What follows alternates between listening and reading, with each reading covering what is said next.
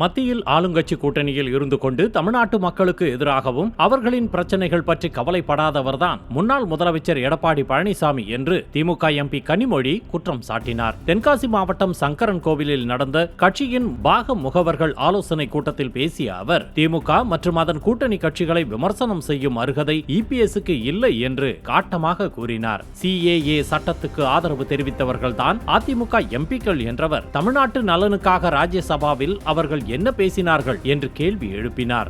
தமிழ்நாட்டின் பிரச்சனைகள், தமிழ் மக்களின் பிரச்சனைகள், தமிழ்நாட்டுக்காக அங்கே போராடி கொண்டிருக்கிறோம், குரல் கொடுத்து கொண்டிருக்கிறோம்.